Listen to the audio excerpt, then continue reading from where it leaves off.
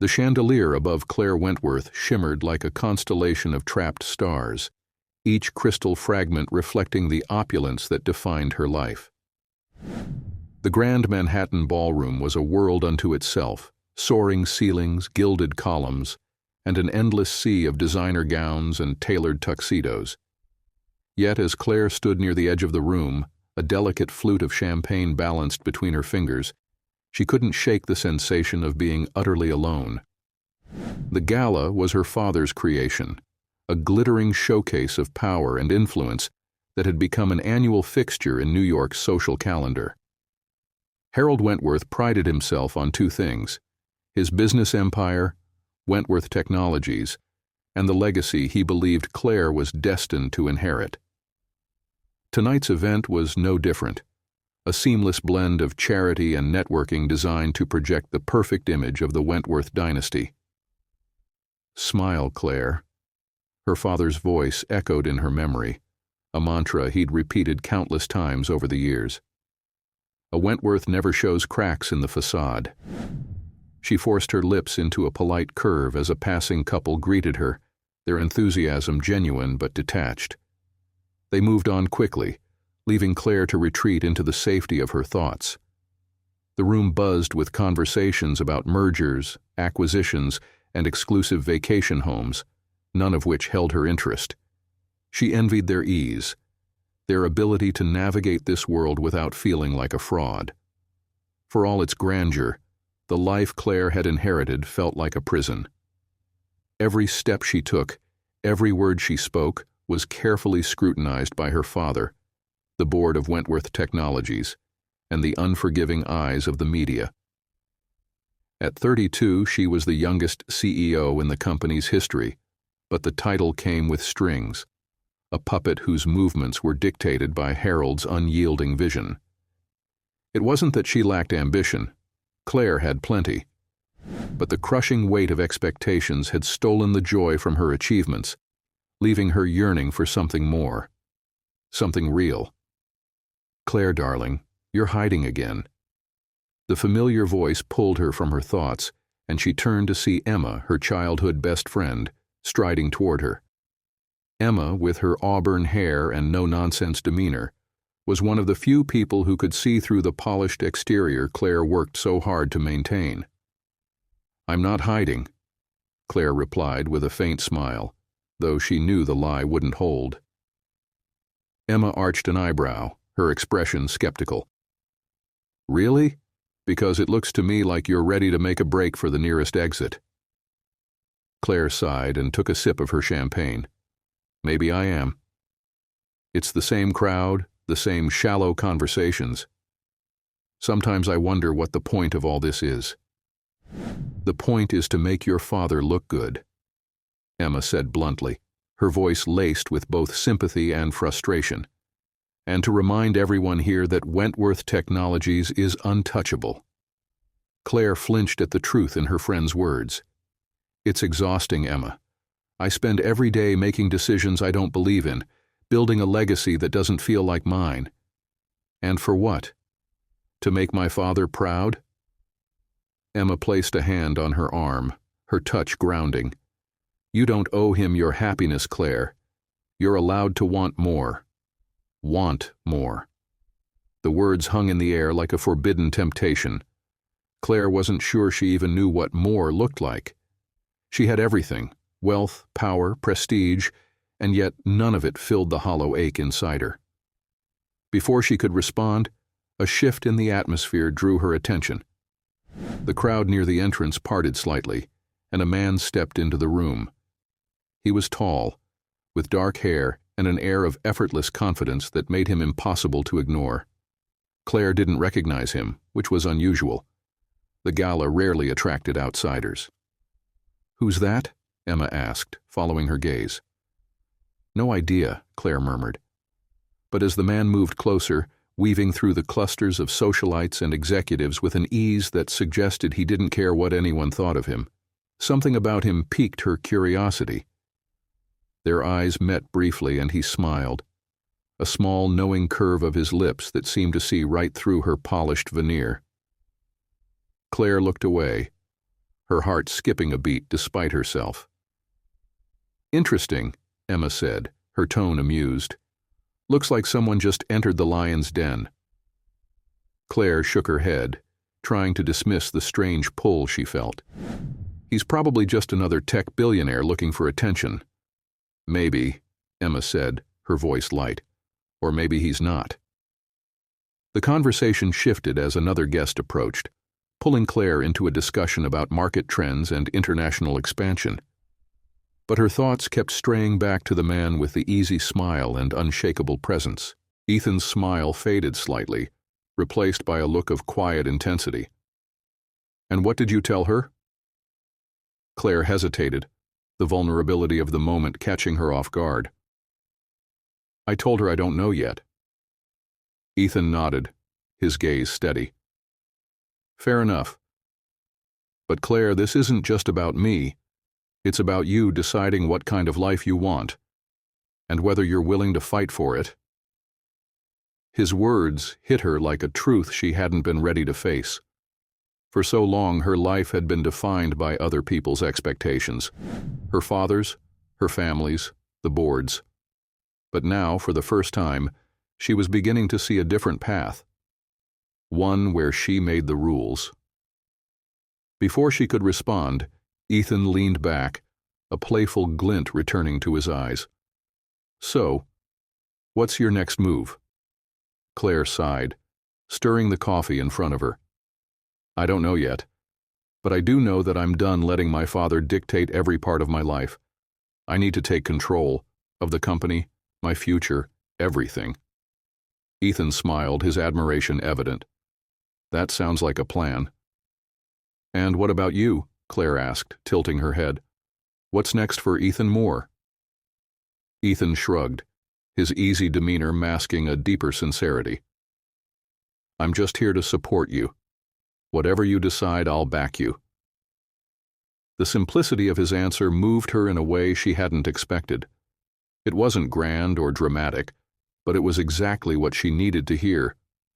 For the first time in a long time, she felt like she wasn't standing alone. That night, as Claire returned home, she found herself staring out her bedroom window at the city lights below. Her phone buzzed with a message from her father, a terse reminder about an upcoming meeting. She ignored it, her thoughts focused on something far more important. What kind of life do I want? The question wasn't just about Ethan or even her father. It was about the person she wanted to be, the life she wanted to create on her terms. And for the first time, she felt a spark of clarity. She didn't have all the answers yet, but she was ready to start asking the right questions. The Wentworth offices were a fortress of glass and steel, towering above the chaos of Midtown Manhattan. Inside, the air hummed with the quiet intensity of power being wielded behind closed doors. Claire moved through the corridors with purpose, her heels clicking against the marble floors, each step masking the uncertainty she carried inside. She had spent the morning preparing for a high-stakes strategy session with the board, determined to reassert her authority after her recent clash with Harold. But as she approached the conference room, Henry Matheson's voice drifted into the hallway, low and urgent. "I'm telling you, Harold, she's losing focus," Henry was saying. "This Moore situation is a liability, and the board's patience won't last forever. If we're not careful, her decisions could cost us everything." Claire's stomach tightened as she stepped closer to the partially open door. Harold's response was measured, his tone devoid of emotion. "I'm handling it. She'll fall back in line. She always does." The words hit her like a slap, their casual cruelty cutting deeper than she expected. She took a step back, the walls of her carefully constructed composure threatening to crumble. The sound of the door opening startled her, and she quickly straightened as Henry appeared, his expression shifting from surprise to smugness. "Claire," he said smoothly, stepping aside. "We were just discussing some concerns." "Clearly," Claire replied, her voice sharper than she intended. She swept past him into the room, her gaze locking on her father. Do you want to explain what exactly I'm supposed to fall back in line with? Harold didn't flinch. Instead, he gestured for her to sit, his expression cool and unreadable. This isn't the time or place for dramatics, Claire. No, she said, standing her ground. But it's exactly the time to be honest. What's really going on here, Dad? Is this about me, or is it about control? Harold sighed, leaning back in his chair. This isn't about control. It's about protecting the company. And you. Ethan Moore is a distraction, and your involvement with him is drawing the wrong kind of attention. This isn't about Ethan, Claire snapped, her voice rising. This is about you refusing to let me make decisions for myself. Henry, still hovering by the door, cleared his throat. Claire, no one is questioning your leadership. Yes, you are, she interrupted, her eyes flashing. Every move I make is second-guessed, every idea undermined. You talk about trust and respect, but it's clear neither of you believe I'm capable of running this company. Enough, Harold said sharply, his tone silencing the room. If you want to prove you're capable, then start acting like it. Stop letting personal distractions cloud your judgment. Claire stared at him, her heart pounding as anger and frustration boiled over. This isn't about my judgment. It's about you not trusting me to lead. And maybe the reason I'm so distracted is because I'm finally realizing that I don't want to spend the rest of my life living up to your expectations. Harold's face darkened, his jaw tightening as he leaned forward. Be very careful, Claire. The choices you make now will define the rest of your career and your place in this family. The weight of his words settled between them like a heavy fog, but Claire refused to back down. Then maybe it's time I stop letting you define me. Without another word, she turned and walked out, her chest heaving as she made her way to her office. She closed the door behind her and sank into her chair, her hands trembling as the confrontation replayed in her mind. That evening, Claire met Ethan in Central Park, the soft glow of the city lights casting long shadows across the paths. She hadn't planned on telling him about the day's events, but the moment she saw him, the words spilled out in a rush. I overheard my father and Henry talking about me, she said, her voice tight with emotion. They think I'm incapable of leading, that I'm distracted, that you're a liability.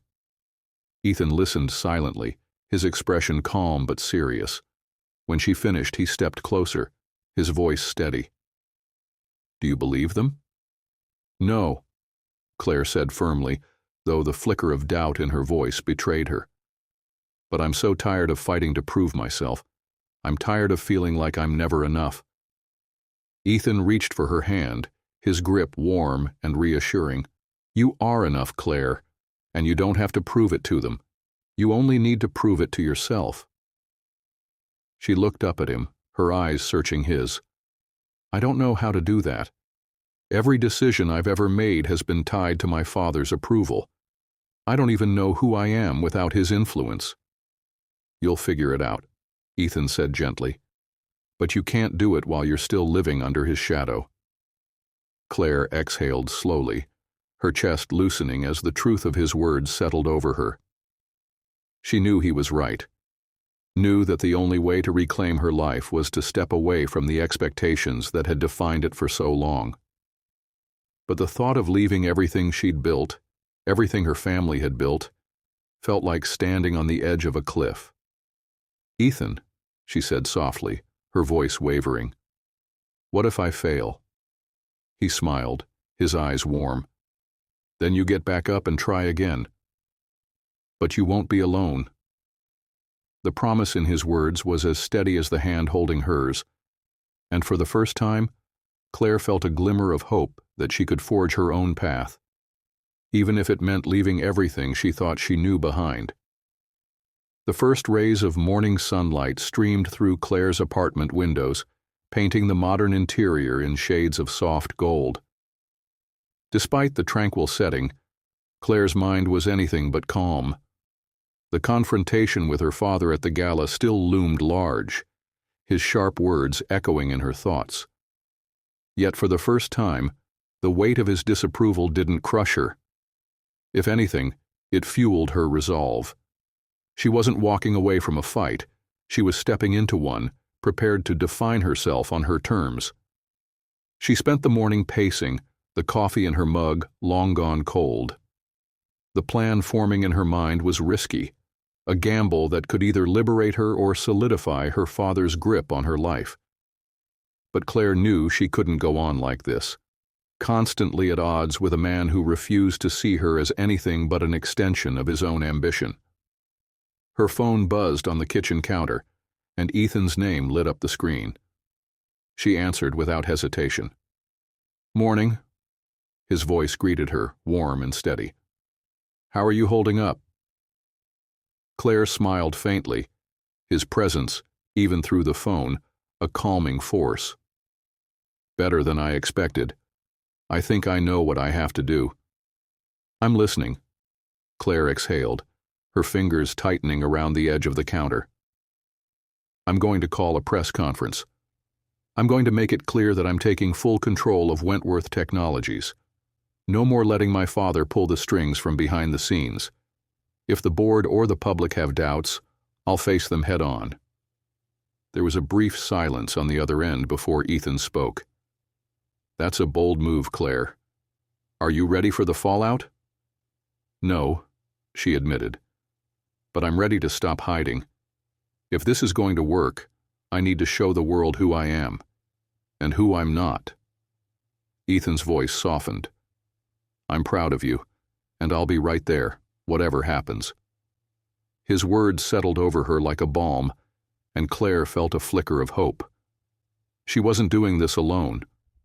With Ethan by her side, the impossible seemed just a little more manageable.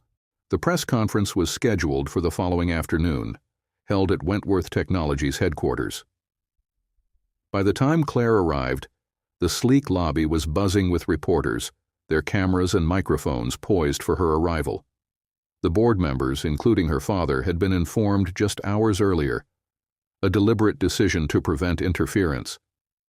Claire stood in front of the mirror in her private office, smoothing the fabric of her tailored navy suit. Her reflection stared back at her, a blend of determination and nerves she hadn't seen in herself before. She had always been a polished public figure, but today felt different. Today she wasn't just representing the company, she was representing herself. A knock at the door broke her reverie, and Emma, her closest friend and confidant, stepped inside. "They're ready for you," she said, her expression a mix of pride and concern. Claire nodded, turning to face her. "Thank you for being here." "Always," Emma replied, squeezing her hand. "You've got this." With a final deep breath, Claire made her way to the conference room, where the cameras clicked and the murmur of voices filled the air. She took her place behind the podium, her heart pounding as she surveyed the crowd. "Good afternoon," she began, her voice steady despite the adrenaline coursing through her veins. "Thank you for being here today." She paused, letting the weight of the moment settle. As many of you know, Wentworth Technologies has been a cornerstone of innovation for decades, built on the foundation laid by my father. But as we look to the future, it's clear that innovation requires evolution, not just in our products, but in our leadership. The room was silent, the reporters hanging on her every word. Today, I want to make it clear that I am taking full responsibility for the direction of this company. This isn't just about preserving a legacy. It's about building something new, something reflective of the world we live in today. For too long, I've allowed others to dictate the course of my leadership. That ends now. The cameras flashed, their intensity matching the surge of confidence she felt with each word. I am committed to leading Wentworth Technologies with transparency, integrity, and a renewed focus on meaningful progress. I welcome any questions about the challenges ahead, because I'm not afraid to face them. She finished her statement with a steady gaze at the audience, Her shoulders squared as the reporters erupted into a flurry of questions. Among the chaos, Claire spotted her father standing at the back of the room, his expression unreadable. Later that evening, Claire sat on the couch in her apartment, a glass of wine in hand as she replayed the day's events. The press conference had been a whirlwind, but the overwhelming response had been positive. Colleagues and allies had reached out with messages of support, and even a few skeptical board members had expressed cautious approval. Ethan arrived not long after, carrying takeout and a bottle of champagne. "I figured you could use a celebration," he said, setting the bag on the counter. Claire smiled, the tension in her chest finally easing. "I think I could get used to this." They ate in comfortable silence, the city lights stretching out beyond the windows. When they finally sat down together, Ethan turned to her, his expression serious. "You were incredible today." Claire met his gaze, her voice soft. "I didn't think I could do it." "But you did," he said, his hand finding hers. "And now, no one can take that from you." As they sat together, the weight of the past few weeks seemed to lift, replaced by something lighter, something hopeful. For the first time, Claire felt like she was exactly where she was meant to be. Claire's victory at the press conference sent ripples through the corridors of power at Wentworth Technologies. Her decisive stand had turned heads, and more importantly, shifted the narrative in her favor. But in the days that followed, the fallout of her bold move began to take shape, both in her professional world and her personal life. It started with her father. Harold summoned her to his office, a rare move given his usual preference for orchestrating confrontations in public or behind boardroom doors. Claire stepped into the expansive wood-paneled room, its design as coldly commanding as the man who sat behind the desk. "You've certainly made a spectacle of yourself," Harold said, barely looking up from the papers on his desk. Claire squared her shoulders, her voice calm. "I made a statement, not a spectacle, and it was necessary." Harold leaned back in his chair, finally meeting her gaze. His eyes were sharp, his expression unreadable. "You think this changes anything? The board may be placated for now, but they'll be watching your every move. One misstep, and they'll turn on you faster than you can imagine." "Then I'll make sure I don't misstep," Claire said firmly. Her father's mouth curved into a faint, bitter smile. "You've always been ambitious, I'll give you that. But ambition without control is dangerous. You've tied yourself to Ethan Moore, a man who walked away from his own company. Do you really think aligning with him will do you any favors?" Claire's stomach tightened, but she refused to let his words sway her. "Ethan isn't a liability. He's the one person who's encouraged me to fight for myself. Not for you, not for the board, but for me." Harold's smile faded, his voice dropping to a near growl. "That's your mistake, Claire. Thinking this is about you. It's about the company, the family, and the legacy we've built. Your choices don't just affect you, they affect all of us." Claire's jaw tightened, her patience fraying. "Maybe that's the problem, Dad. I've spent my whole life making choices for everyone else. I'm done living that way."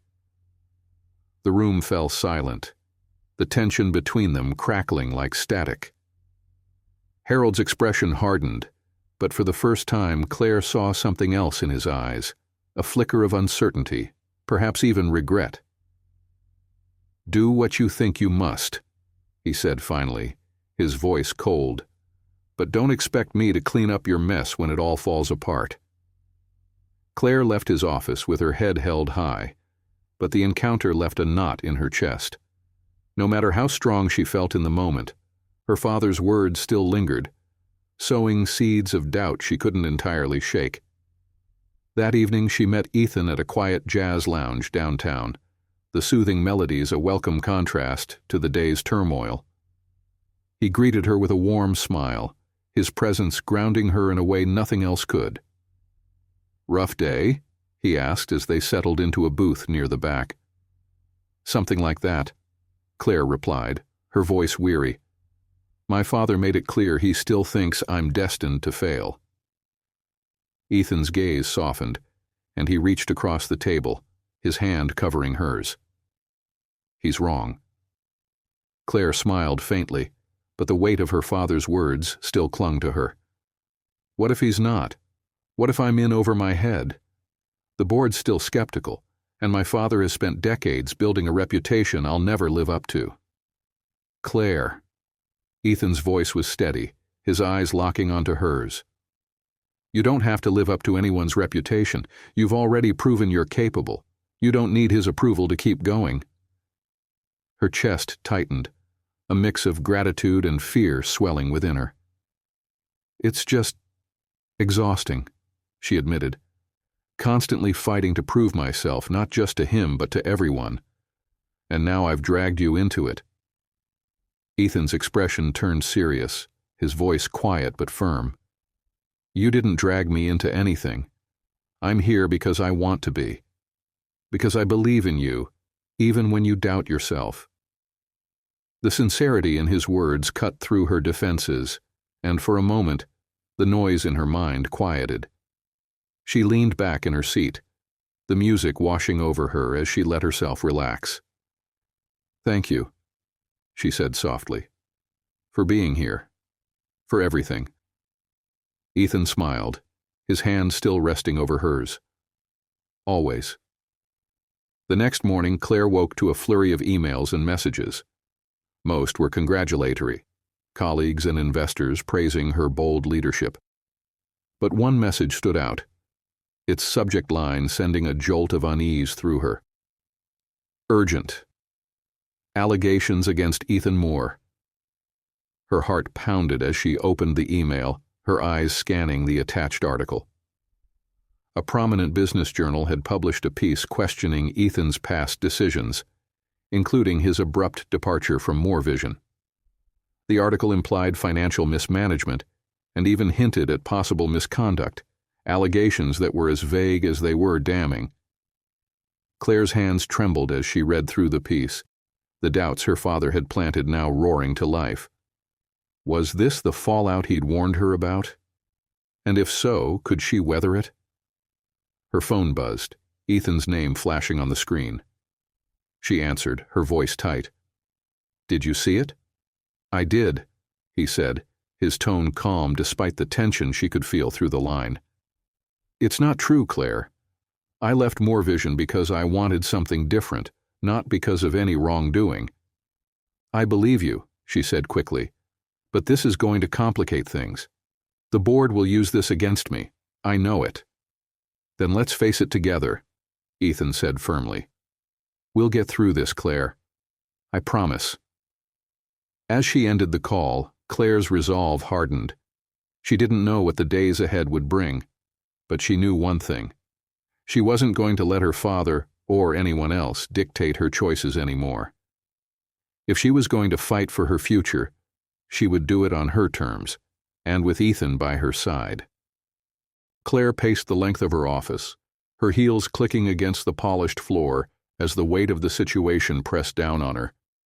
The article about Ethan had ignited a firestorm within Wentworth Technologies. Emails flooded her inbox, each one dripping with thinly veiled concern.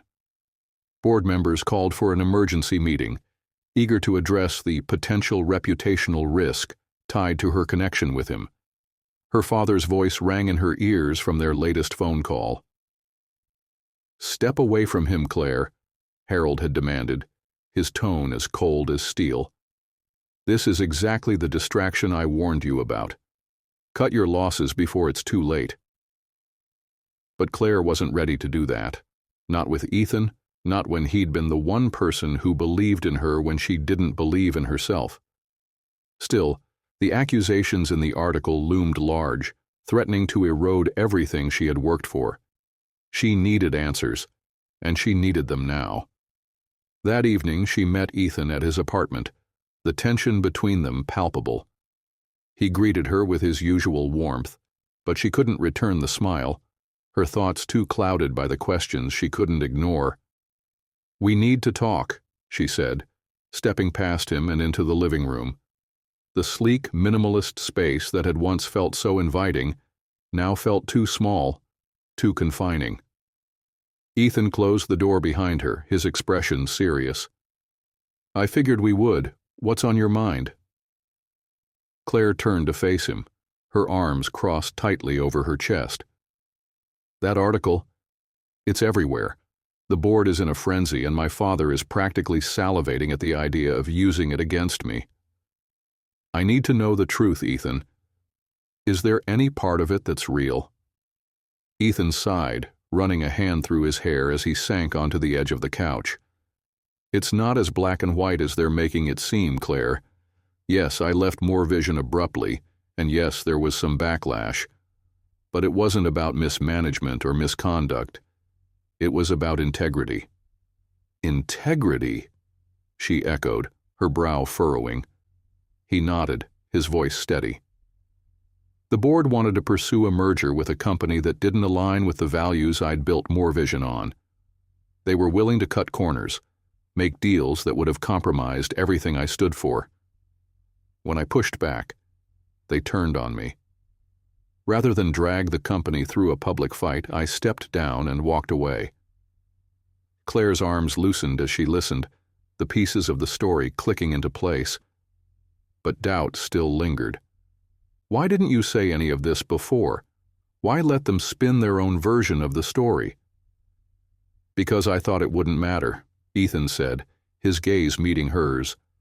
"I thought walking away quietly would preserve the company's reputation and let me move on. But I underestimated how far people would go to tear someone down, especially when they think it serves their agenda." Claire sank into the chair opposite him, her voice soft.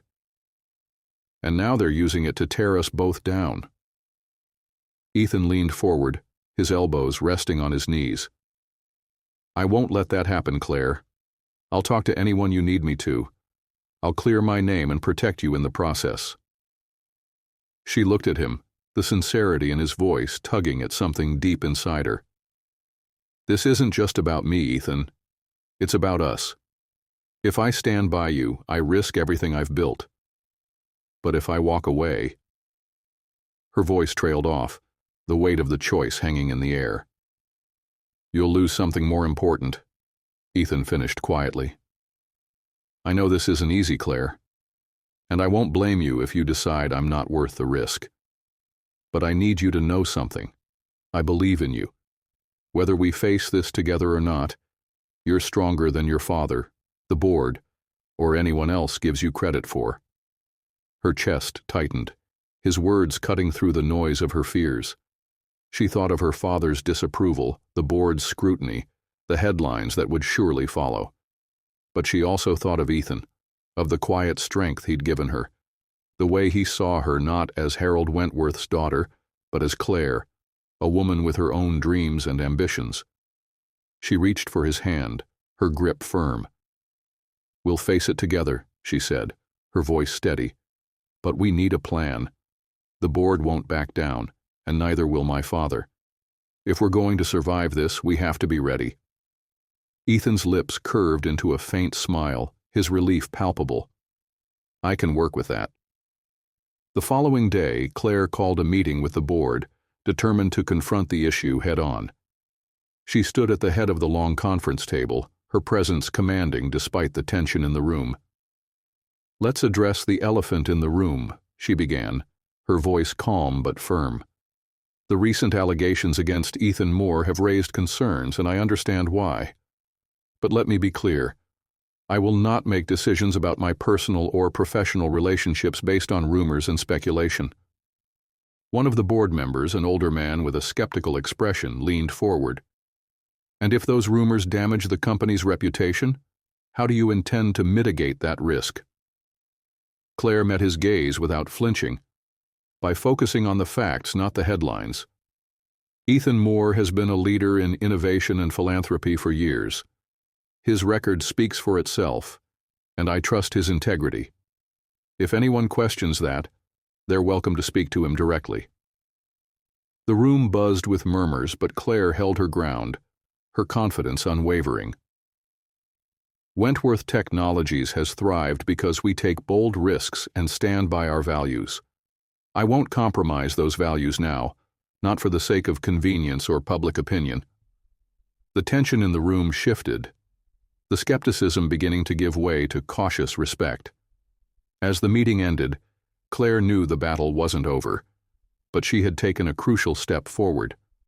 That evening, as she stood on the rooftop of Ethan's apartment, the city lights stretching out before them, she felt a sense of calm she hadn't felt in weeks. Ethan wrapped an arm around her shoulders, his warmth grounding her. "You were incredible today," he said softly. Claire smiled, leaning into him. "I don't know what's going to happen next, but I do know one thing." "What's that?" Ethan asked. She looked up at him, her eyes steady. "I'm done letting fear control me. Whatever comes next, I'm ready." Ethan's smile widened, and he pressed a kiss to her forehead. "That's the Claire I believe in."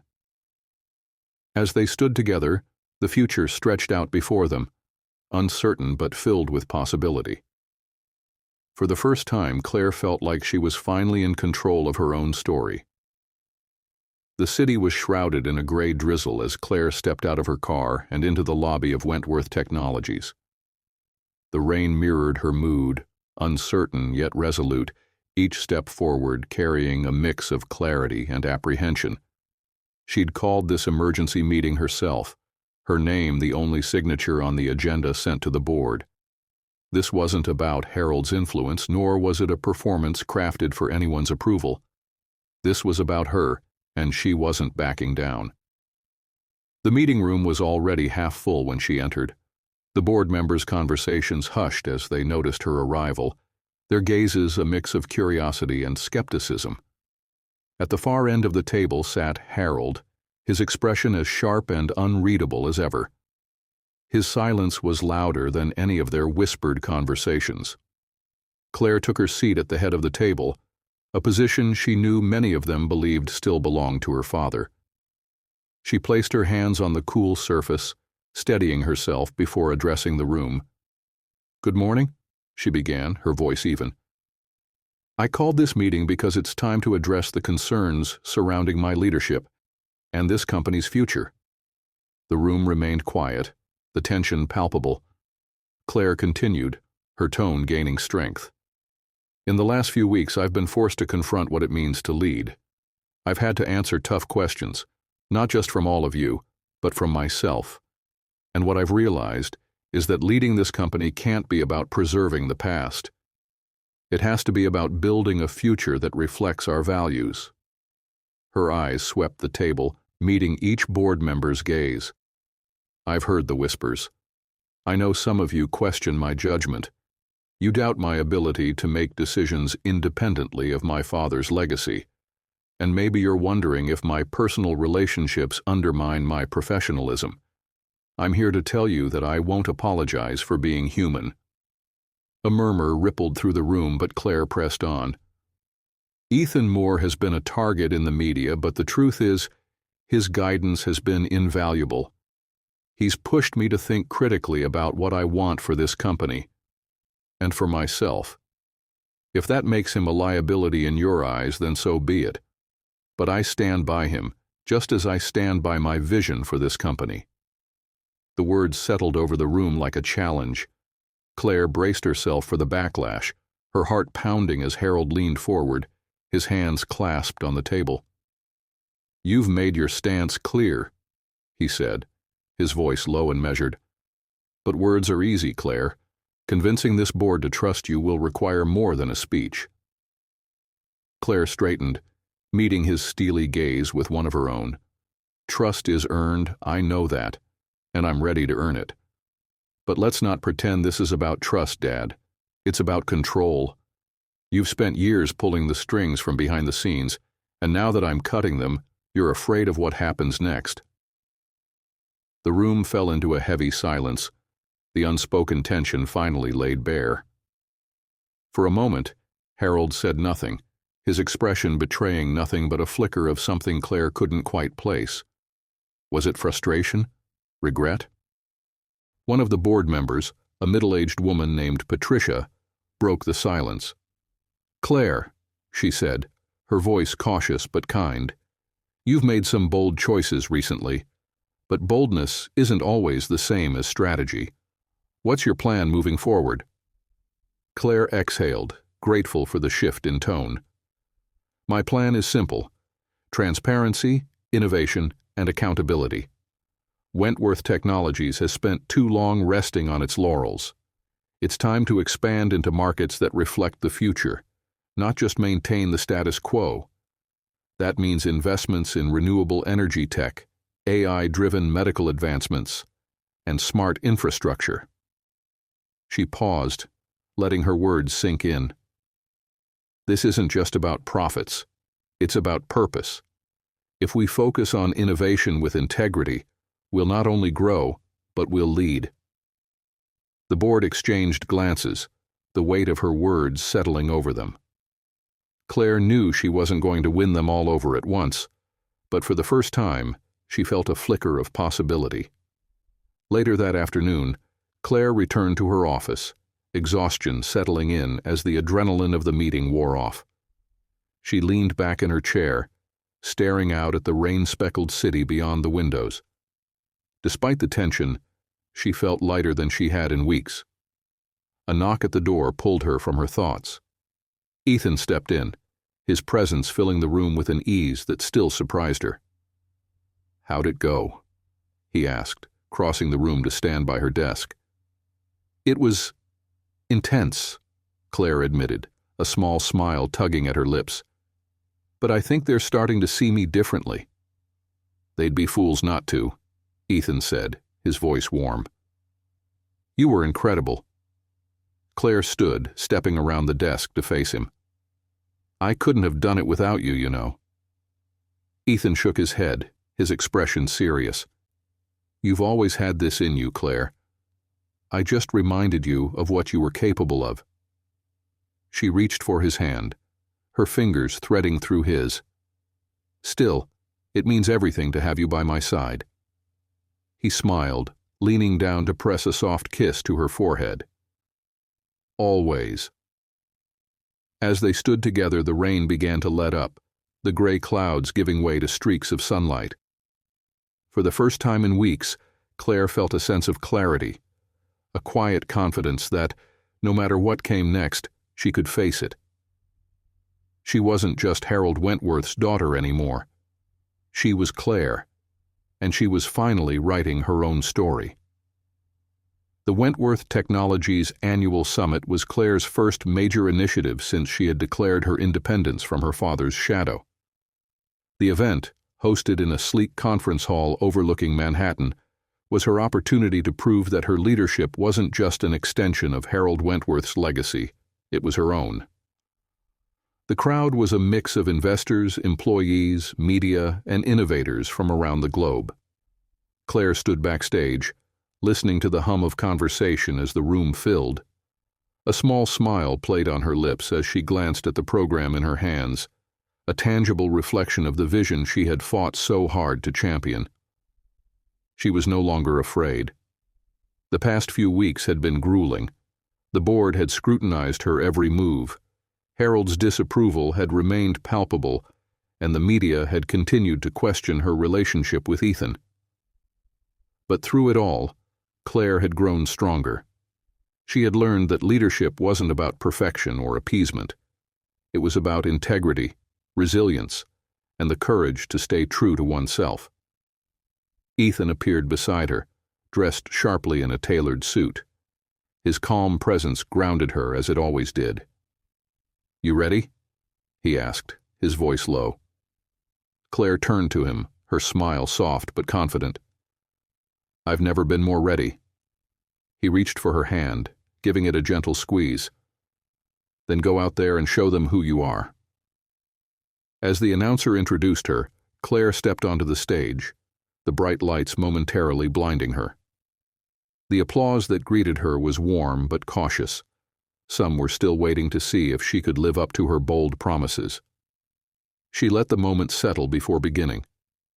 "Good morning," she said, her voice carrying across the expansive room.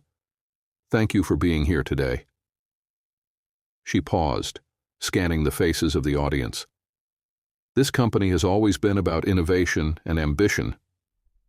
For decades, we've led the way in shaping industries, but today, I want to talk about what it means to lead in a changing world. The room quieted as she spoke, her words resonating with a sincerity that cut through the usual corporate gloss. She detailed her plans for the company's future, groundbreaking investments in sustainable energy, partnerships with underserved communities, and a renewed focus on ethical innovation. She spoke not just as a CEO, but as a woman who had found her voice in a world that often sought to silence it. As the evening wore on, Claire couldn't help but wonder if this stranger, this anomaly in a room of predictability, might be the first crack in the gilded cage she'd spent her life locked inside. For the first time in years, she felt a flicker of something that wasn't duty or obligation. It was faint, almost imperceptible, but it was there. Hope. The sound of polished shoes against marble echoed faintly as Claire made her way toward the terrace, seeking refuge from the noise and relentless social maneuvering of the gala. The crisp evening air was a welcome contrast to the stifling grandeur inside. She leaned against the ornate railing, letting her gaze drift over the city lights, sparkling like 1,000 tiny promises. Manhattan always looked its most magical from this height, a glittering reminder of everything she was supposed to love about her life. "Trying to escape?" a voice asked from behind her. Claire turned, startled to see the man she'd noticed earlier. Up close, he was even more striking. Broad shoulders filling out a perfectly tailored suit, a shadow of scruff on his jaw softening what might otherwise have been an intimidating presence. His dark eyes held a quiet amusement, as though he'd caught her in the middle of something scandalous. "I could ask you the same thing," she replied, her tone even but curious. "You don't seem like the type who needs to linger on balconies at parties." "Depends on the party," he said with a shrug, moving closer but keeping a respectful distance. "This one feels a little scripted." Claire tilted her head, intrigued. "You're not wrong. I don't think we've met." He extended a hand, and when she took it, his grip was warm and sure. Ethan Moore. The name sparked recognition, though not immediately. The Ethan Moore, founder of Moore Vision, the company that created those augmented reality tools? He smiled, a glimmer of self-deprecation in his expression. "Guilty, but that was a lifetime ago. These days, I spend more time on philanthropy than product launches." Claire raised an eyebrow. "And yet you're here, mingling with a room full of product launch enthusiasts." "Call it curiosity," Ethan said. "I got an invitation from a mutual acquaintance. I don't usually come to these things, but I thought I'd see what all the fuss was about." "And? What's your verdict?" He glanced back toward the glowing ballroom, where laughter and champagne flowed freely, then met her eyes again. "Overrated, except for the view." She knew he didn't mean the skyline. Claire felt her cheeks warm, but she quickly masked it with a practiced coolness. "You're not wrong. This event is mostly a chance for people to pat themselves on the back and make deals they already planned weeks ago." Ethan chuckled. "I take it you're not enjoying yourself either." "Not particularly," she admitted. "But that's the role I'm expected to play. Smile, network, make sure no one forgets who I am." "And who are you?" His question was simple, yet it carried a weight that made her pause. "I'm Claire Wentworth," she said, faltering slightly. "CEO of Wentworth Technologies." "Impressive," Ethan said, but there was no awe in his tone, just a genuine interest that felt disarming. "But I didn't ask for your title." Her breath hitched slightly. She wasn't used to being seen beyond her name and position. "Who am I?" she repeated, as though testing the question. I suppose that depends on who you ask. To my father, I'm a legacy he's trying to control. To the world, I'm a polished success story. But honestly, sometimes I don't even know who I am. The words surprised her even as they left her mouth. She hadn't meant to be so honest with someone she'd just met, but there was something about Ethan's steady gaze that made her want to let her guard down. He nodded thoughtfully. Sounds like a heavy load to carry. It is, she said softly. And sometimes I wonder if it's worth it. They fell into a comfortable silence, the noise of the gala muffled by the glass doors behind them. For the first time in what felt like years, Claire felt like she could breathe. Do you ever think about walking away? Ethan asked, breaking the quiet. All the time, she admitted, but that's not an option, not in my family. Why not? His question was simple, but it hit her like a challenge.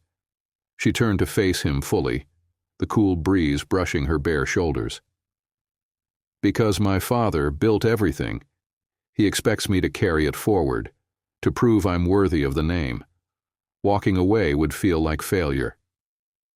Ethan leaned against the railing beside her, his expression thoughtful.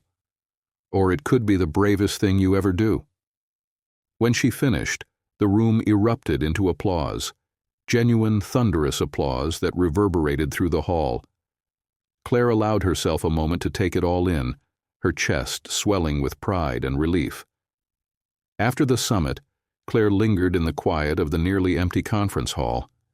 She stood by the large windows, watching the city bustle below, when she heard footsteps behind her. She turned to see her father approaching, his expression unreadable. You did well today, Harold said, his tone grudgingly admiring. Thank you, Claire replied, her voice measured.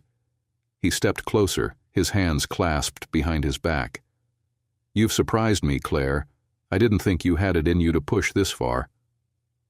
Claire raised an eyebrow, the old sting of his doubts flaring briefly before fading. I guess I had to prove you wrong. Harold's lips twitched, almost forming a smile. You've made your point. The board is impressed, and the company's future looks strong under your leadership. He paused, his gaze softening in a way Claire hadn't seen before. I was hard on you because I thought that's what it took to prepare you. Maybe I was wrong. The admission left Claire momentarily stunned, but she recovered quickly, her voice calm. You weren't wrong about pushing me, Dad, but you were wrong about why you did it.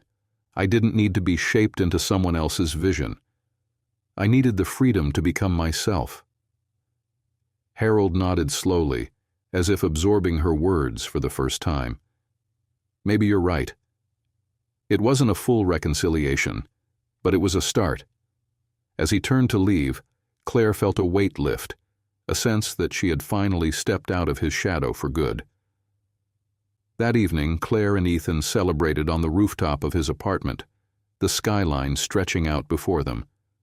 The champagne flutes in their hands clinked softly as they toasted to the day's success. To new beginnings, Ethan said, his eyes warm with pride. To finding myself, Claire replied, her smile radiant. They sat together, the city lights twinkling like a sea of possibilities. Claire leaned her head against Ethan's shoulder, her heart full. I couldn't have done this without you, she said quietly. Ethan wrapped an arm around her, his voice steady. You could have, Claire. You just didn't know it yet. She smiled, the truth of his words settling over her. I know now. And for the first time, I'm not afraid of what's next. They sat in comfortable silence, the noise of the city below a faint backdrop to their quiet moment of peace. Claire knew there would still be challenges ahead, but she also knew she was ready to face them. With Ethan by her side and her own strength guiding her, Claire had finally found the life she had fought so hard to claim, and it was only just beginning. His words lingered, threading themselves into the cracks of her carefully constructed walls. Claire didn't respond, but her mind buzzed with the implications of his statement.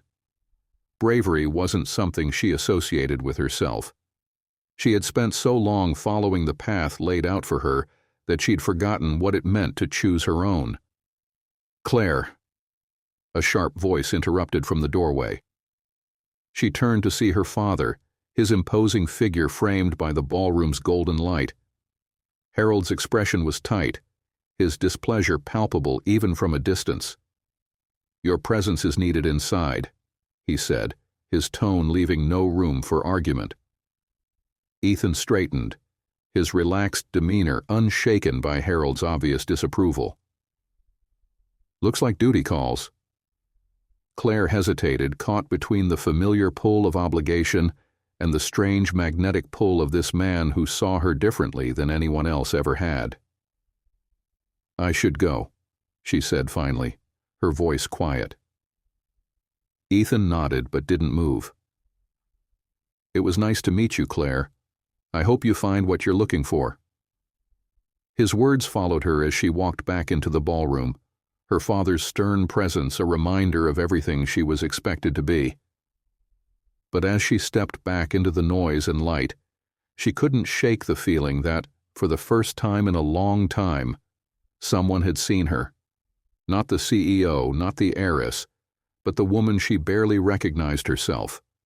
And for the first time, the question lingered. What if she dared to want more? The ballroom was suffocating when Claire stepped back inside. Gone was the quiet reprieve of the terrace, replaced by the clinking of champagne glasses and the hum of forced laughter. Her father's hand rested on her elbow, steering her toward the center of the room with all the subtlety of a stage manager shoving an actor into the spotlight. "Harold, there you are!"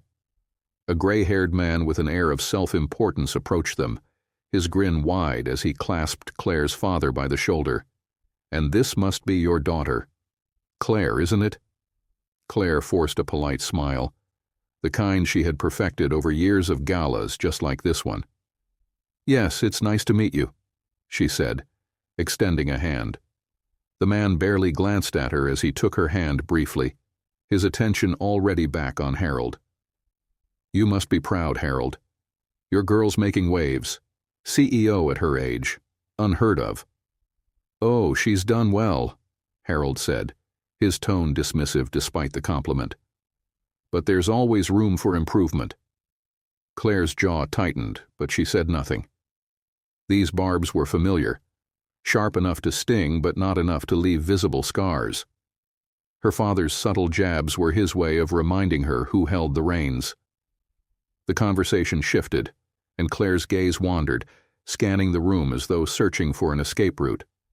Instead, her eyes landed on Ethan, standing near the far corner of the ballroom. He was speaking to a group of people she recognized. Executives, no doubt. But his casual stance and easy smile set him apart. He looked completely at ease, a stark contrast to the tightly wound guests around him. Her father noticed her distraction. "Claire," he said sharply, breaking her reverie, "I need you to focus. Mr. Abernathy here is considering an investment, and I'd like you to share your thoughts on the company's trajectory." "Of course," she said, slipping back into the role she was expected to play. For the next 15 minutes, she rattled off figures and projections with a practiced confidence that felt more hollow with every word. Her father nodded along approvingly, but Mr. Abernathy's attention waned, and Claire realized he was simply humoring her for Harold's sake. By the time the conversation ended, Claire's patience was frayed. She excused herself under the pretense of greeting other guests and wove her way through the crowd, finding herself near Ethan once again. He caught her eye and raised an eyebrow, a silent question that made her heart skip. "Running from something?" he asked as she approached. "Wouldn't you like to know?" she replied, a hint of dry humor in her voice. Ethan chuckled. "Let me guess. Your father wanted you to charm a potential investor?" "More like perform for him," she said, surprising herself with the honesty of her response. "Sounds exhausting." "You have no idea." Ethan gestured toward the nearest waiter, plucking 2 glasses of champagne from their tray and handing one to Claire. "Here, You look like you could use this." Claire hesitated before taking the glass, the simple gesture disarming her. "Do you always go around rescuing women from corporate drudgery?" "Only the interesting ones," he said, his grin widening. She laughed softly, the sound feeling foreign and unfamiliar in a setting that usually drained her. "You're bold, I'll give you that." "Boldness has its uses," Ethan said, leaning slightly closer, "especially when it helps cut through all the noise." Claire felt her defenses soften, a dangerous thing in a world where vulnerability was often met with judgment. She studied him for a moment, trying to decide if he was playing a game or if his charm was genuine. The way he looked at her, like he saw her, not her title or her family name, was unsettling in the best way. Before she could reply, a voice interrupted them. "Claire." Her father's tone was low but brimming with disapproval as he appeared beside her. He barely spared Ethan a glance before addressing his daughter. "There's a matter I need to discuss with you privately." "Can it wait?" Claire asked, her annoyance slipping through her carefully maintained facade. "No, it cannot," Harold said, his gaze cold as it flickered toward Ethan, "and I'd prefer not to have this conversation in front of strangers." The tension crackled like static, and Claire caught the flicker of amusement in Ethan's expression. He seemed entirely unbothered by Harold's hostility, which only seemed to irritate her father further. "I'll be here if you need me," Ethan said smoothly, stepping back but not before giving Claire a brief, reassuring nod. Her father waited until Ethan was out of earshot before turning to her, his voice dropping to an icy whisper. "Who is that?" "Ethan Moore," she said, her tone neutral. "A guest." "He's trouble," Harold said immediately. "A man like that will only distract you from what's important." "And what exactly is important, Dad?" she asked, folding her arms. "Doing everything your way? Sacrificing what little freedom I have left to uphold some image you care more about than I ever will?" His eyes narrowed, his usual composure cracking. "You owe this family everything, Claire. Don't forget that." She stared at him, anger bubbling beneath the surface, but tempered by the years she had spent swallowing it. "What I owe, Father, is to myself. And if that's a problem for you, then maybe we need to reevaluate what this family really means." Harold didn't respond immediately, his jaw tightening as though biting back words he knew better than to say aloud. "Get your head on straight, Claire," he said finally, his voice a dangerous whisper, "or you'll regret it." Without waiting for her reply, he turned and strode away, leaving Claire standing alone amidst the glittering chaos of the gala. She glanced toward the corner where Ethan had been moments earlier, but he was gone. The room felt heavier now, the weight of her father's words pressing against her chest. But as her gaze drifted back toward the terrace, she found herself thinking of Ethan's earlier question, "Do you ever think about walking away?" For the first time, she wondered if she could answer yes. The ride home from the gala was steeped in silence, broken only by the soft hum of the engine as the family car glided through Manhattan's glistening streets. Claire stared out of the tinted window, watching the city blur past, her father's cutting words echoing in her mind. "You owe this family everything." For years she'd carried that burden, worn it like a badge of honor, even as it crushed her. Tonight, though, something had shifted. Ethan's words lingered, his quiet challenge to her father's dominance a flicker of rebellion Claire wasn't ready to extinguish. By the time they reached the sprawling Wentworth townhouse, Claire had made up her mind. She wasn't ready to sleep, not when her thoughts churned with questions she couldn't ignore. Instead, she slipped out of the car before her father could say another word and took a brisk walk through the nearby park, the cool air clearing her head. The world felt different in the quiet hours after midnight, untethered from the expectations that defined her every waking moment. As she walked, her phone buzzed in her clutch. She hesitated before pulling it out, her heart skipping when she saw Ethan's name. "Still up?" the message read. Claire stared at the screen for a moment, her thumb hovering over the keyboard. Something about his directness unsettled her, in a way that felt far too exhilarating. "Yes, couldn't sleep," she replied. The response came quickly. "Want some company? There's a diner on 10th that serves the best pancakes in the city, open 24/7. Claire hesitated, her practical side screaming that this was a bad idea. But the weight of the night, her father's words, and the strange connection she felt with Ethan all pushed her toward a choice she didn't entirely understand. "What's the address?" 10 minutes later, Claire stepped into the softly lit diner, its warm yellow glow a stark contrast to the polished perfection of the gala. The smell of coffee and syrup was oddly comforting, and for the first time in hours, she felt like she could breathe. Ethan was already there, sitting in a booth near the window, a cup of coffee in hand. He looked up as she approached, his smile easy and unassuming. He gestured to the seat across from him. "Glad you made it." Claire slid into the booth, her usual armor of poise and formality feeling unnecessary in the casual setting. "I'm not sure what I'm doing here," she admitted, glancing around at the mismatched decor and late-night patrons. "Having pancakes with someone who understands the appeal of breaking the rules," Ethan said, his tone teasing but warm. He pushed a menu toward her. "Trust me, you won't regret it." A reluctant smile tugged at her lips, and for a moment, the tension of the evening melted away. She opened the menu, scanning the options more out of habit than hunger. "Is this your way of avoiding gala small talk?" Ethan chuckled, leaning back in his seat. "Something like that. I figured you might need a change of scenery." Claire looked up, meeting his gaze. "You don't even know me." "Not yet," he said simply. "But I know what it's like to feel trapped in a world that doesn't really fit." The words hit her harder than she expected. She set the menu down, her appetite forgotten. "And what did you do about it?" "I walked away," Ethan said, his voice quiet but steady. "Left behind the expectations, the pressure, and all the people telling me who I was supposed to be."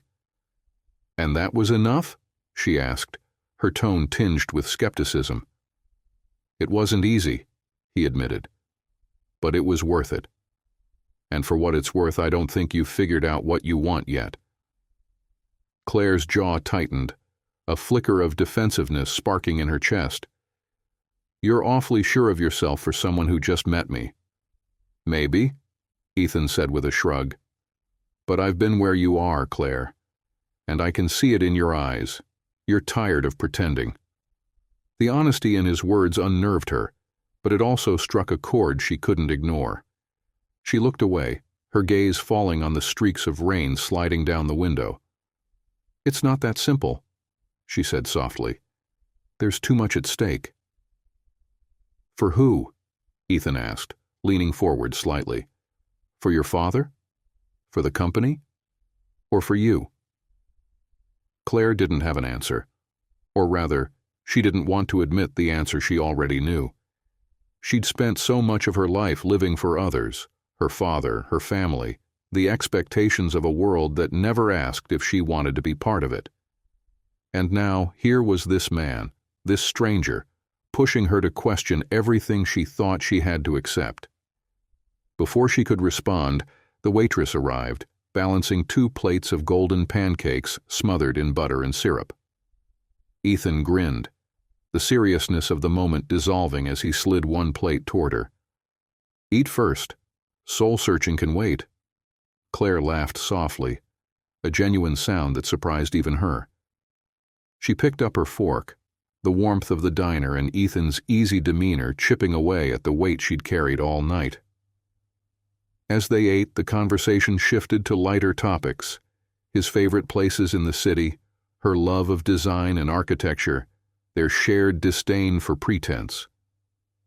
By the time the plates were empty, Claire felt lighter, freer, as though she'd stepped outside the gilded cage she'd been trapped in for so long, "Thanks for this," she said as they stood to leave, her voice tinged with gratitude she hadn't expected to feel.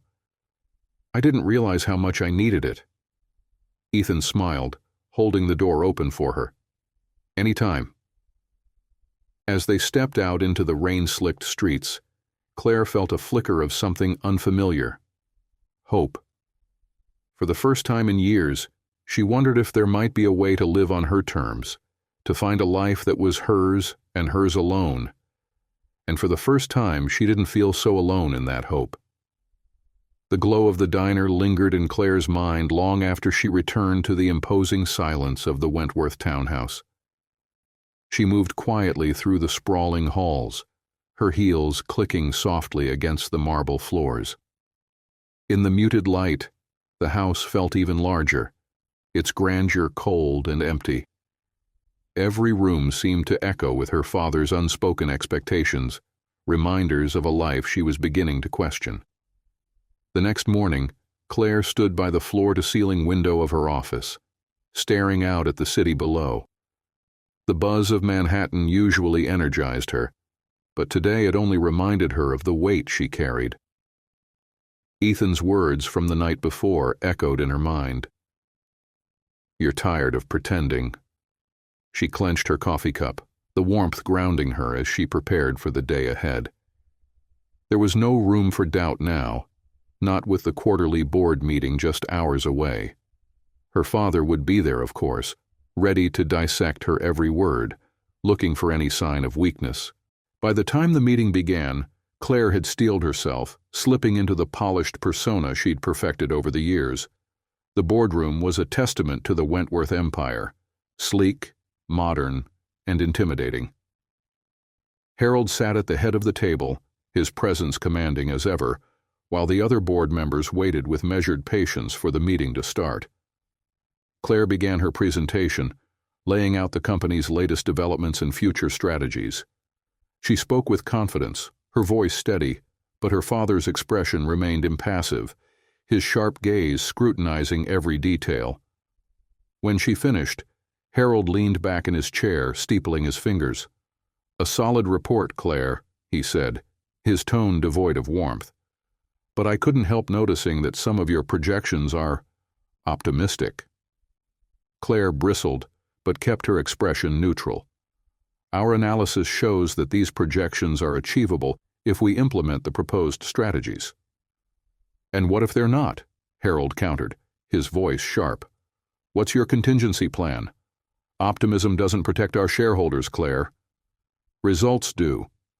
A flicker of irritation flared in her chest, but she held her ground. "The plan accounts for fluctuations, and I believe it positions us for long-term success. But if you'd like to discuss alternative approaches, I'm open to feedback." The tension in the room was palpable, the other board members exchanging glances but remaining silent. Harold's lips pressed into a thin line, his disapproval unmistakable. "We'll revisit this at the next meeting," he said curtly, signaling the end of the discussion. The rest of the meeting passed in a blur, Harold's dominance over the room overshadowing any attempts Claire made to assert her leadership. By the time it ended, her frustration had simmered into something far heavier, a gnawing sense of inadequacy she couldn't shake. As the board members filed out, Claire lingered, gathering her notes with deliberate slowness. Harold stood, his movements deliberate as he approached her. "You need to be more assertive," he said, his voice low but firm. "You can't afford to look uncertain in front of the board." Claire's hand tightened around the edge of her folder. "I wasn't uncertain. I defended my plan."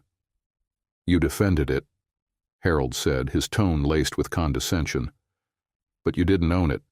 There's a difference." Claire looked up at him, the frustration bubbling over. "Maybe if you supported me instead of questioning me at every turn, I could focus on owning it." Harold's expression darkened, his jaw tightening. "This isn't about support, Claire. It's about results. The sooner you understand that, the better." Without waiting for a response, he turned and walked out of the room, leaving Claire standing alone in the sterile silence of the boardroom. She let out a slow breath, her grip on the folder loosening as her shoulders sagged. Why am I still doing this? The question gnawed at her, the familiar weight of obligation battling with the flicker of rebellion Ethan had sparked. That evening, Claire found herself back at the park near the townhouse, her steps unhurried as she wandered through the quiet paths. The crisp autumn air was a welcome reprieve, clearing her mind even as it stirred her thoughts. She pulled her coat tighter around her, the distant sound of traffic reminding her she was never truly alone in the city. Her phone buzzed and she pulled it from her pocket, a smile tugging at her lips when she saw Ethan's name. How was the meeting? As expected. My father had plenty to say.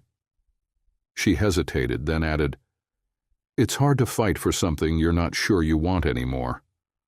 The reply came quickly. Then maybe it's time to figure out what you do want. Claire stared at the message, the simplicity of his words striking a chord. She wanted to tell him he didn't understand, that it wasn't so easy to just walk away. But deep down, she knew he was right. What if I don't know yet? She typed. Then start by being honest with yourself. What are you holding on to, and why? The question lingered in her mind long after their conversation ended, the words echoing like a challenge. For so long she'd convinced herself that staying in her father's world was her only option.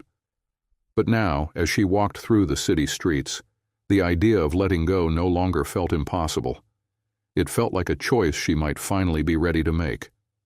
Claire's week was a carousel of meetings, public appearances, and strategy sessions, all orchestrated by her father's meticulous hand. Every hour felt like another performance, her voice reciting numbers, projections, and policies she barely believed in anymore. Yet the memory of Ethan lingered, his questions playing in her mind like a quiet rebellion she couldn't suppress. It wasn't until Friday evening that she allowed herself a reprieve. Ethan had invited her to a gallery opening, a small, intimate event in a converted warehouse in Brooklyn. The thought of escaping the suffocating expectations of her family, even for a few hours, was irresistible. As her car pulled up outside the unassuming brick building, Claire felt a flicker of doubt. She wasn't used to spaces like this, spaces that felt personal, raw, unpolished. The elegance of her designer dress felt out of place here, but she stepped out anyway, determined to push through her discomfort. Inside, the gallery buzzed with quiet energy. The air was warm with the hum of conversation and the faint strains of a live jazz trio in the corner. The walls were lined with abstract art, bold colors and jagged lines that seemed to hum with emotion. Claire scanned the room, her pulse quickening when she spotted Ethan near a striking red and black canvas. He saw her almost immediately, his face lighting up with a smile that made her breath catch. "You made it," he said, weaving through the crowd to meet her. Claire gestured toward the art. "This isn't exactly my usual Friday night." "Good," Ethan replied, his tone playful. "You've been spending too much time in boardrooms and ballrooms. Thought you could use a change of scenery." She smiled despite herself, allowing him to lead her deeper into the gallery. They stopped in front of a painting, a swirl of blues and grays that seemed to shift and flow the longer she looked at it. "It's called A Mirror and a Window," Ethan said, his voice low. "The artist said it represents the moments when you see yourself clearly for the first time and realize there's a whole world waiting beyond what you thought was possible." Claire stared at the painting, the words resonating with a truth she hadn't expected. "A mirror and a window," she murmured. "I've never thought of it like that before."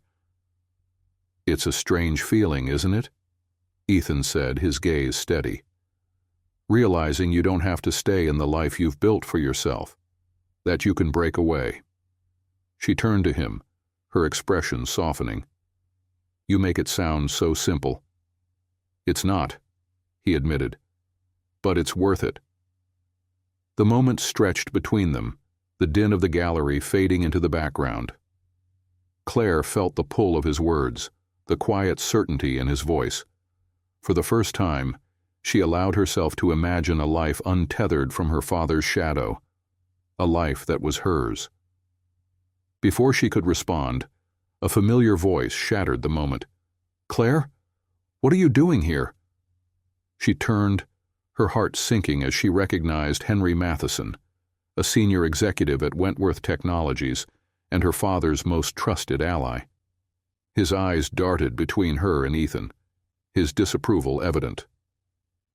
"This isn't exactly the kind of place I'd expect to find a Wentworth," Henry said, his tone pointed. Claire's spine stiffened, her defenses snapping into place. "I wasn't aware my personal time required corporate oversight." Henry chuckled, though the sound was devoid of humor. "Your father will find this interesting." "Let him," Ethan said, stepping forward. His voice was calm, but there was an edge of steel beneath it. "Claire doesn't answer to you or her father, not outside of work." Henry's eyes narrowed, his gaze settling on Ethan with thinly veiled contempt. "And you are?" "A friend," Ethan replied evenly, though the weight of the word felt far greater than its simplicity. The tension between the men was palpable, and Claire could feel the eyes of nearby patrons beginning to turn toward them. She stepped between them, her voice steady despite the knot tightening in her chest. "Henry, this isn't the time or place. If you have something to say, you can bring it to the office." Henry hesitated, clearly debating whether to press the issue. Finally, he gave a curt nod, his expression cold. "Very well. I'll see you Monday, Claire." He walked away, his presence leaving a chill in its wake. Claire exhaled slowly, her hands trembling despite her effort to stay composed. "Are you okay?" Ethan asked, his voice softening. She nodded, though her mind raced with the implications of Henry's appearance. "He's going to tell my father, and my father is going to use this against me." Ethan's jaw tightened. "He shouldn't have that kind of power over you." "He's my father," Claire said, the words heavy with resignation, "and he's made it clear that he'll stop at nothing to keep control." Ethan stepped closer, his voice firm but kind. "That's not control, Claire. That's manipulation. And it doesn't have to define you." His words cut through the fear and doubt swirling in her mind, leaving behind a quiet strength she hadn't realized she possessed. She met his gaze, her resolve hardening. "I don't know how to change it," she admitted. "You don't have to know right now," Ethan said, a small smile softening his expression. "You just have to take the first step." Claire didn't respond, but as they returned to the warmth of the gallery, she felt the weight on her shoulders begin to shift. Ethan had opened a door she wasn't sure she could walk through yet, but for the first time, she wanted to try. And that was enough. For now. Monday morning came with an edge sharper than usual. The faint hum of Claire's phone vibrating on her bedside table woke her, and a sense of dread settled over her even before she reached for it. Sure enough, the screen displayed a string of missed calls and messages from Henry Matheson and her father. She hesitated, staring at the unopened messages as if delaying the inevitable would somehow soften the blow. She had been expecting fallout from the gallery encounter, but now, in the light of day, it felt like more than a distant consequence. It felt personal. Claire dragged herself into her office an hour later, her pulse quickening as she passed the frosted glass walls that led to the executive suite. She was greeted with strained smiles from colleagues who avoided her gaze, and the air felt heavier than usual.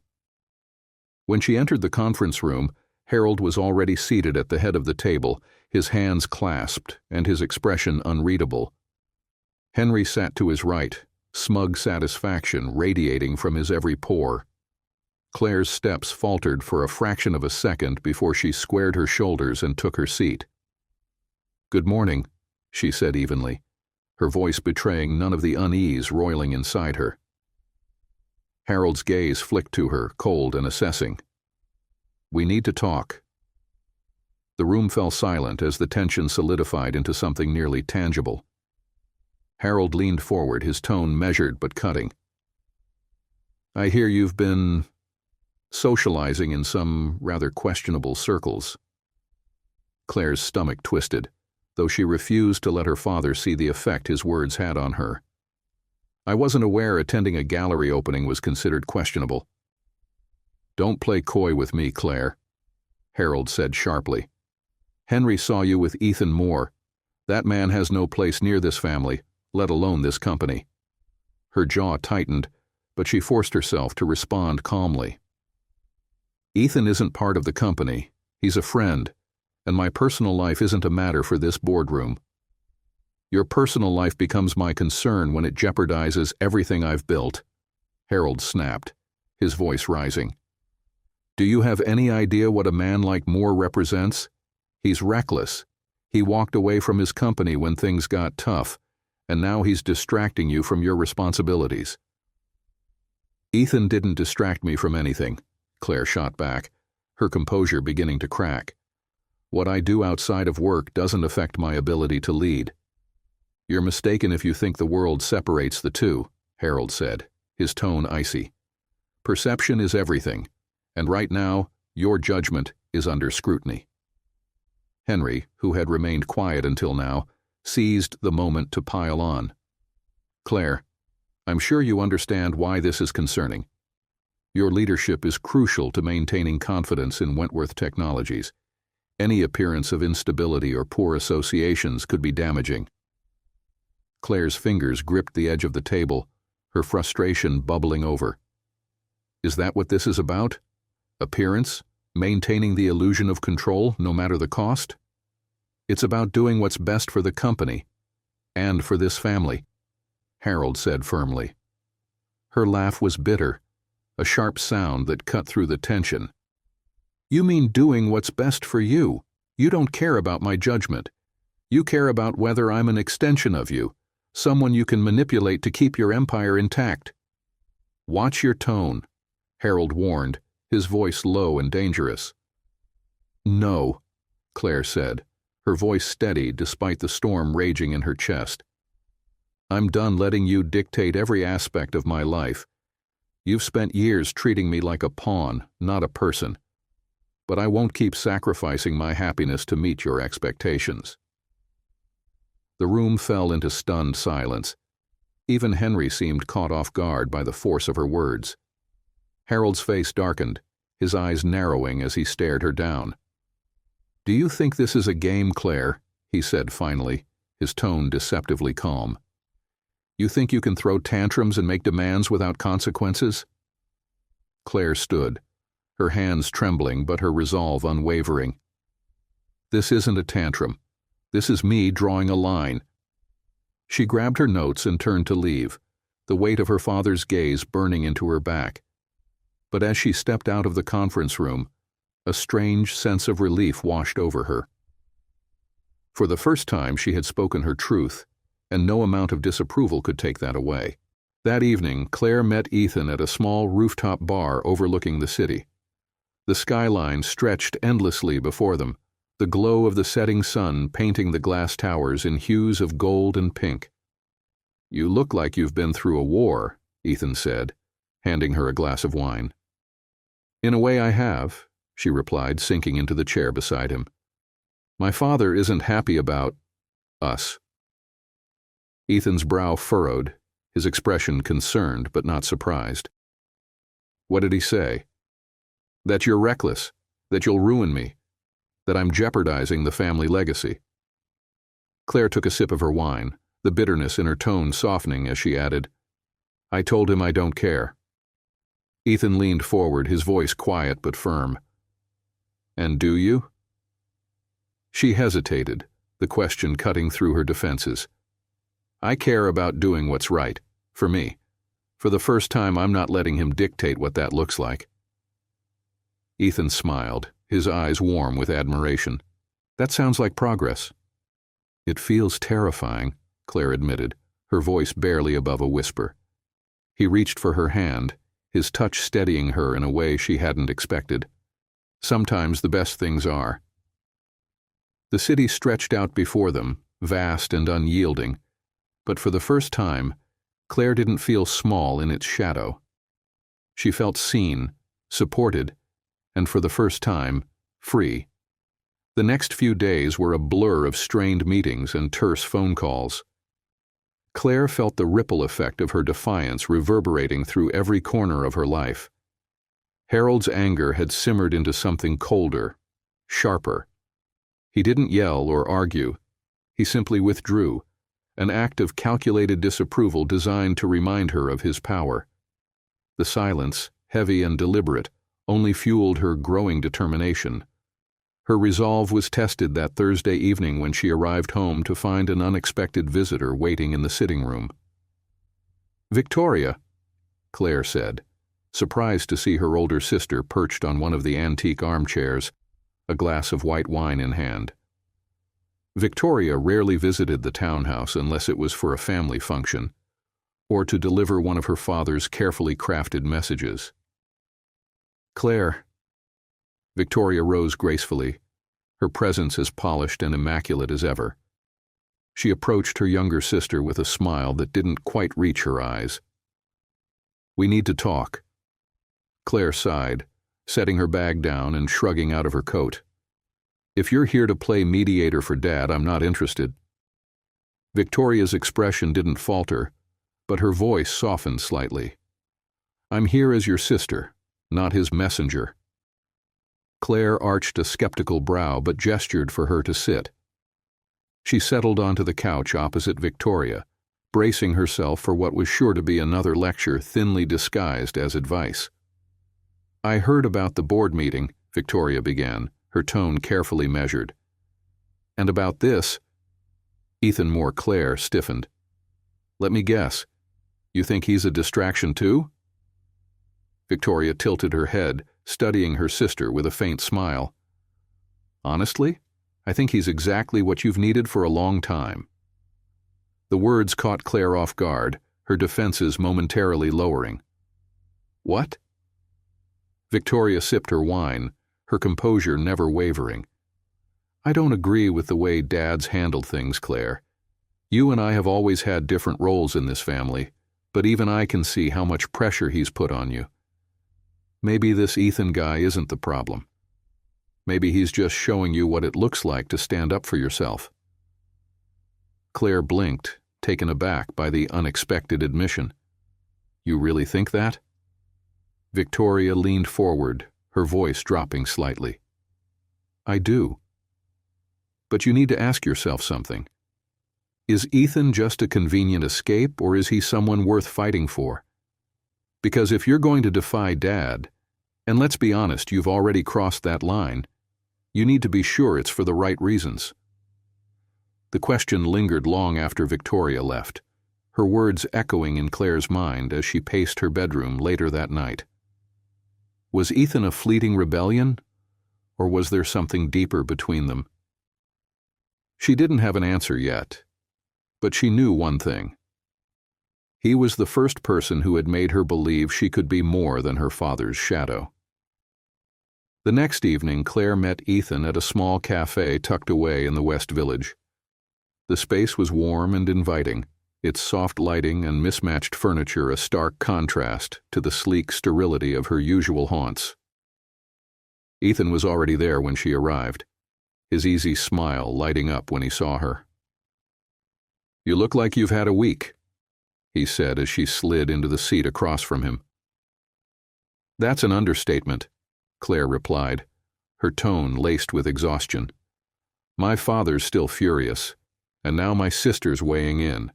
Apparently I need to decide if you're worth fighting for."